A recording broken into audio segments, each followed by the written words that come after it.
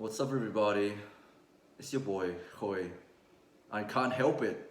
I'm pissed off, man. Real talk, I'm pissed off. I'm pissed off at myself for falling short again. I'm a walking contradiction, man. A couple of months ago, I was praising God.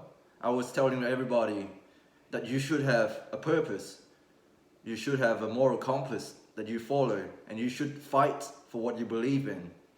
And here I am, contradicting myself, doing things that I know that I shouldn't be doing things that I know will have a detrimental impact upon my emotional state and my spiritual well-being. I'm pissed off, man. I'm pissed off at myself. I'm pissed off at the world. But mainly, I'm just angry, and I feel ashamed and guilty. And I know we all make mistakes, but for me, for someone to be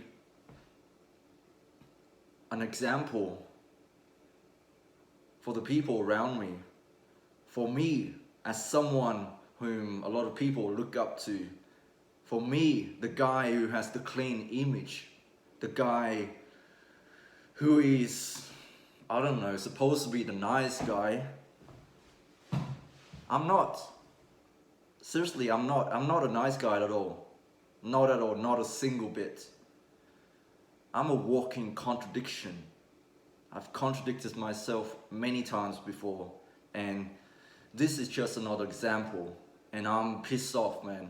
I'm pissed off that I cannot stick to my goals and be someone who I need to be. Fuck. Alright, I'll walk backwards with you guys. Starting today, I know it was gonna be a shit day when I woke up. It's a terrible mindset to have when you wake up and you know it's gonna be a shit day, because I stayed up late last night, which I will get into later. But this morning I woke up late, but I couldn't sleep anymore. I couldn't stay in bed any longer. And so I had to get out of bed in this lethargic state, tired, sore, unmotivated. I told myself I need to get to the gym, so I did. So I get to the gym. I was meant to be doing a heavy single on the bench press at 97.5% of my rep max, one rep max. And guess what? I failed that lift twice. I thought I could get it the second time around, but I misjudged myself. The strength is not there. And I failed twice. I was embarrassed. There were people around, but actually, that's not the reason why I'm embarrassed. I'm embarrassed because I was so sure of myself, and then I failed. So I felt like I have failed myself, basically. But that aside, the reason why I failed is because of a lack of sleep, plus I am also on a cut. And for those of you who know anything about strength sports, when you cut weight, you tend to lose strength. As a natural lifter, this doesn't happen to everybody. Fuck, I can't speak.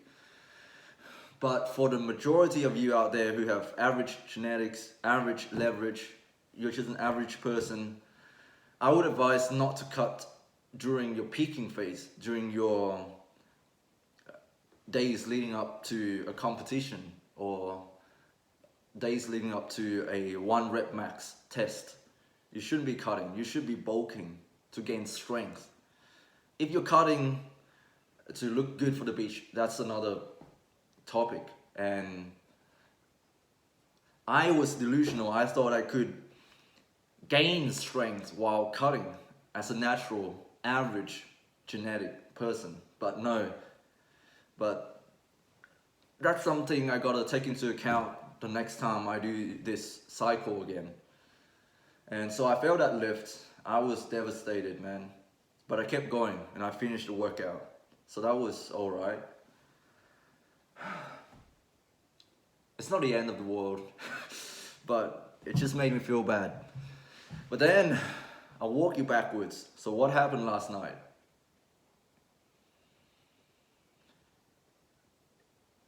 If you don't know already, I re-downloaded Tinder, and that was a terrible move because I matched with this girl on Tinder, and from the start, it was for casual hookups. I'll be honest. I downloaded Tinder because I wanted casual hookups. So I started posting all these shirtless selfies, all these thirst traps, and being fake as fuck on there, showing people that I have some sort of status, some sort of money, some sort of a good physique. I manipulated the angles, the lighting, everything, make me look better than I actually am. And so I got a few matches, and this girl, she didn't even have a photo, and she messaged me saying, "Are you keen to do it?" And so that lizard brain of mine, that cum brain, took over my body. I know that I shouldn't be blaming it on external factors. The blame is within me. I couldn't control myself. And so I gave in to my carnal desires and said, yeah, when can we meet up? Can we do it now? And so she didn't get back to me for a few hours.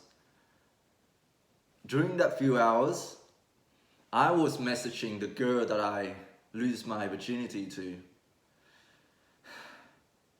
And I was weak, man. I said I wanted to see you again. So we did. We went for a drive. We went to this remote park where no one really goes to because her housemate was at home. So we couldn't do it there. So we did it in the car, and fuck. Oh! And then after that, she basically used me. She said, "Can you buy me Hungry Jacks, buy me some food, and drop me off at my friend's place?" And that's what I did. I bought her food and I dropped her off at her friend's place, which was 20 minutes away. And it was a shithole. I don't know how she know all these people. I wouldn't be surprised if she was sleeping with a lot of them as well. And I was on her roster. I was one of the many guys that she used for money or resource or companionships or free rides or whatever. So that post-nut clarity hit me on the drive home, and I decided that I was gonna block this girl. So I did. I blocked this girl. I blocked her all on all of my social media. And then when I got home, when I had dinner by myself, and when my housemate got home, the other girl that was on Tinder messaged me again, asking me if my housemate is gonna be home tonight, and I said yes. So so she suggested that I go to her house at 10 p.m. Oh no, 11 p.m. Yeah, it would have been 11 p.m. then. And yeah, so I went out there at 11 p.m. and we met for the first time. And this girl, I was not attracted to her at all at first sight. But what can I do? The lizard brain of mine took over again. And I got down bad, man. She was obese. She was not my type at all. She was a little bit on the chunky side. And I don't know why I still chose to engage. I still chose to walk in that door. And we still did it. And man, I'm fucked. I'm so pissed off, man. Like I guess I'm not pissed off, but I'm just sad. I'm sad that I'm doing this. I'm sad that I'm doing the exact things that I preach against. The things that I told you guys not to engage in. The things that I myself thought was the most evil thing that I could have ever done. How could anyone respect me? How could anyone